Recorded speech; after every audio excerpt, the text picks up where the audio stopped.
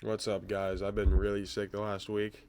I think the reptilians got me. They probably shot me with one of those canes that has a poison in it, because that's the only way I could have got as sick as I was. I low-key thought I was gonna technoblade you guys. Um, yeah, no, it was terrible. I lost my voice. That's why I wasn't really recording. I would have recorded if I just felt bad, but couldn't talk. But today we're gonna do one of my favorite conspiracy theories and probably one of the most influential of all time. It's not just about politics. It's not about reptilians, unless you want it to be, which spend that off in the comments if you want. It's controlled opposition. You see it everywhere, from news media to gaming to corporations to Wall Street to even governments themselves. And once you understand it, you'll see it constantly.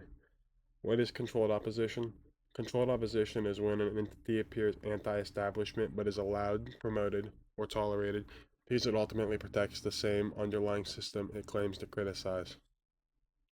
And this is important because controlled opposition does not always require secret coordination. And sometimes people involved genuinely think they're doing the right thing while still reinforcing the system they're pushing against. That's what makes it even more powerful. Is it like industry plants, which is something I covered? Uh, I think it was a part two of the tier list. Yes, industry plants are actually a form of controlled opposition, and Drake is the only one.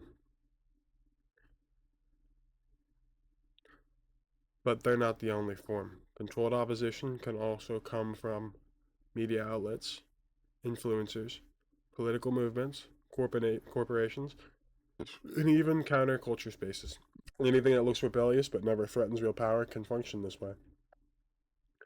Personally, think Wendigoon is my personal industry plant. He's pushing me down by making all the good videos before I can get to them. But how controlled opposition happens? There are a few common patterns, like light criticism. They criticize surface level issues, not the systemic ones that are actually the problem. They talk about culture. They talk about business. Personal behavior. They talk about optics, but they leave out power structures, incentives, and who actually benefits from these. Incentives, they shape behavior. Even without corruption, incentives matter. Companies rely on advertising, platforms, investors, and public approval, so criticism becomes careful, polished, and non threatening. Not because someone ordered it, but because survival depends on it. And that is exactly why controlled opposition is a thing. If you have another company shitting on you, you're going to lose advertisers, you're going to lose public approval, the investors are going to pull. You might get banned from platforms. Uh, like Nick Fuentes. I don't know if you guys are a big fan, but he he's the opposite of controlled opposition, and you see what happens when you don't have controlled opposition. You just get booted. Institutional drift. Over time, groups that start out anti-establishment often drift towards the industry. They grow larger, they become responsible, they hire insiders from these big companies, and they seek legitimacy. Eventually, they don't criticize the system, they become a cog in it. Why controlled opposition isn't always obvious. Let me give you an example. Imagine one company sells beef jerky for $10. Another one shows up, loudly criticizes them for overcharging, say, "Yo, bro, what the fuck? $10 for a bag of beef jerky? That's absurd." Sounds good, right? Except for while you're arguing with the company selling their beef jerky for $10 and you're supporting this company that's calling them out, they're charging you $9.99. You think it's such a good deal, but you're saving one penny, and in the long run, that does not matter. They're both selling you overpriced beef jerky. People are mad, they argue, they pick sides, and they attack each other. That's controlled opposition. When this becomes dangerous, it becomes dangerous when you apply it to politics, mainly, and big companies, but I'm going to do politics. If people are arguing over small differences, they never challenge the larger system. Like, here's you, here's the larger system. You're not challenging it when you're down here arguing with me. I'm slightly above you, though, because I don't argue about beef jerky. Um, System stays up here no matter who wins. Like, even if I take your space, I'm only up here. How many more people do I have to climb up to get there? Who says someone's not going to take my space? And now I'm out of beef jerky. Man, I'm hungry. Is controlled opposition always bad? Not necessarily.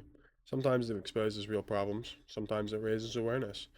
And sometimes it helps people articulate their frustration. Like me not having my fucking beef jerky. But it becomes dangerous when it turns people against each other instead of upwards towards the system at large. It prevents agreement on major systemic issues,